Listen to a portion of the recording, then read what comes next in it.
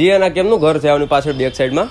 એ મારા ફ્રેન્ડ એનું ઘર છે, બહુ મોટું ઘર છે. આનંદીબેન પટેલનું ઘર છે. આનંદીબેન પટેલનું ઘર છે? તારા ફ્રેન્ડ છે તે? હા. અમદાવાદમાં 5 કરોડ ઉપરની કિંમતનો બંગલો હોય તો હોય કેવો? જે આનંદીબેન પટેલની ઘરની એકદમ બાજુમાં બંગલો હોય, તાજ હોટલની એકદમ પાછળમાં હોય, તે બંગલોમાં તમને બેઝમેન્ટમાં પ્રાઇવેટ થિયેટર મળે, ટેરેસ ઉપર તમને પ્રાઇવેટ જકુજી મળે.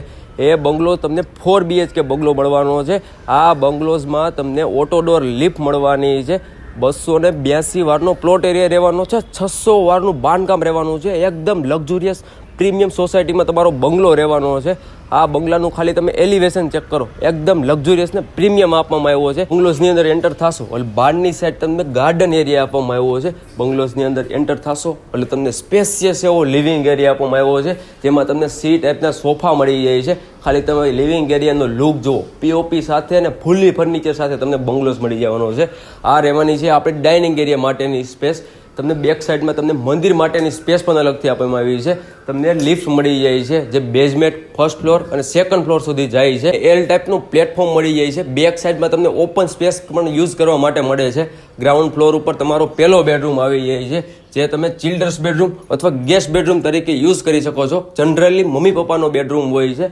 અટેચ ટોયલેટ બાથરૂમ સાથે રહેવાનો છે. 4 બેડરૂમ અટેચ ટોયલેટ બાથરૂમ સાથે રહેવાના છે. તો ચાલો ફર્સ્ટ ફ્લોરની વિઝિટ કરાવો. ફર્સ્ટ ફ્લોર ઉપર આવશો એટલે તમને 2 બેડરૂમ મળી જાય છે. આ રહેવાનો છે આપણો પહેલો બેડરૂમ, જે ચિલ્ડ્રન્સ બેડરૂમ તરીકે યુઝ કરી શકો છો. ઓલરેડી અત્યારે ચિલ્ડ્રન્સ બેડરૂમ બનાવેલો છે. બેક સાઈડમાં તમને ઓપન બાલ્કની મળે છે અને અટેચ ટોયલેટ બાથરૂમ સાથેનો રહેવાનો છે. આ રહેવાનો છે આપણો સેકન્ડ બેડરૂમ, જે માસ્ટર બેડરૂમ છે. ફૂલ્લી સ્પેશિયસ બેડરૂમ છે. એઝ ઇટ ઇઝ હું સેલ કહેવાનો છે.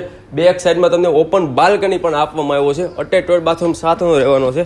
જીયાના કેમનું ઘર છે આની પાછળ બેક સાઈડમાં? એ મારા ફ્રેન્ડ એનું ઘર છે, બહુ મોટું ઘર છે. આનંદીબેન પટેલનું ઘર છે. આનંદીબેન પટેલનું ઘર છે? તારા ફ્રેન્ડ છે તે? હા. એમને મળવા માટે જાશો તું? હા, બહુ વખત. બેક સાઈડમાં આનંદીબેન પટેલનું ઘર આવેલું છે. ચાલો સેકન્ડ ફ્લોરની વિઝિટ કરો.